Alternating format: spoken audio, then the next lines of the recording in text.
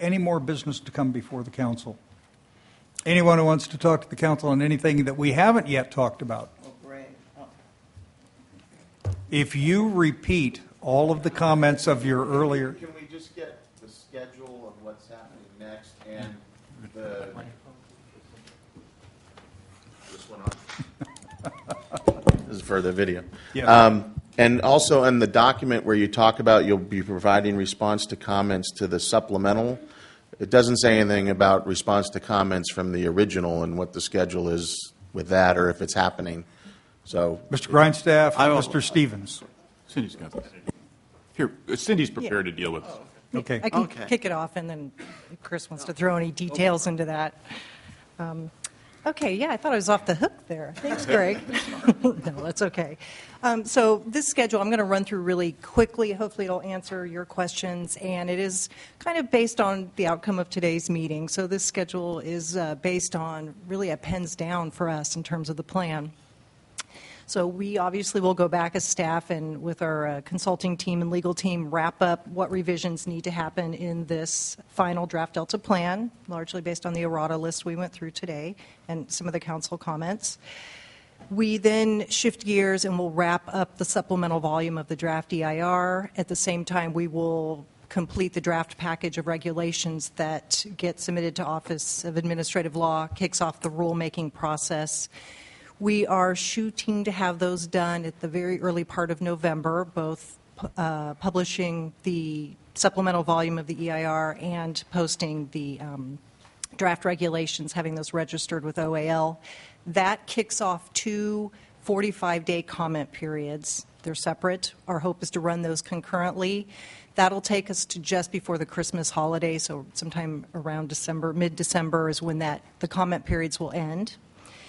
And then the staff, again with legal team and consulting team, will work through the winter to look at the comments, draft response to comments, start to work towards the final EIR, the final rulemaking package. One item that you should keep on your radar is sometime probably at the January council meeting, we will need to do a special hearing as part of the OAL, the rulemaking package process. So we anticipate that will probably happen as part of the regular council meeting. And then as we draw near the end of our work in responding to the comments, we are anticipating that in the spring time frame, probably towards the end of March, sometime between the end of March, mid-April, the council comes together and they take care of 3 very critical items, which is to certify the final EIR, to adopt the regulations, and to adopt the final Delta plan. And then we have a series of interim steps after that that take the regulations to the Office of Administrative Law, the Secretary of State, and in the early summer time frame, those become effective. And it's just some additional steps we'll need to go through. So. And, of course, responses, the comments on the EIR, both the supplement and the initial draft, will be part of that certification of that with handle in the spring. Right, right. So. Are you planning on the meeting at the end of the month, 2 days this month? Still? Mr. Grindstaff. Yeah. We are planning on a meeting at the end of the month. It is our hope that we will introduce to everyone the new executive officer and say goodbye to the old one. And, we do anticipate a 2-day meeting, although not long days. Right. Yep.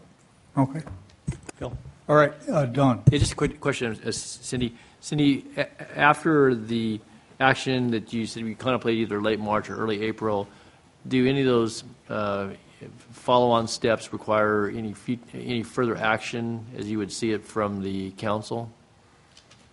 Or are there just timelines before things actually get put in place? I mean, once you've certified the EIR, adopted the plan, and I guess adopted the regulations, and then is there any subsequent action? Careful how you answer this, because Don's real question is when can he leave the council? I know. So don't give him a straight answer.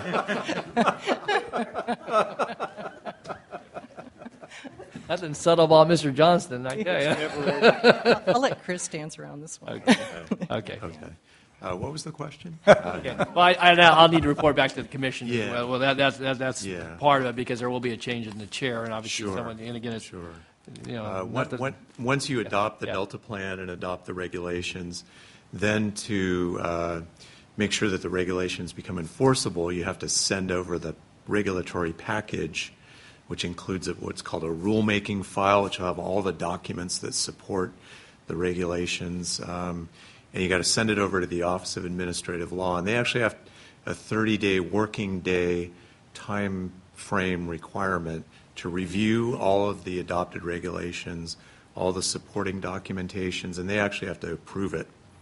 Once they approve it, then they send the regulations over to the Secretary of State's office, and then there's a time period in which then the regulations would take effect after that filing. Okay, and if they didn't So approve it, no- though, they could send it back to the council, though, because I know they happened, in fact, Patrick and I were on the commission at the same time. They sent it back to the Yeah. commission, and we had to actually make some Sure. modifications back in the. And that may number be the you- case, but you're right.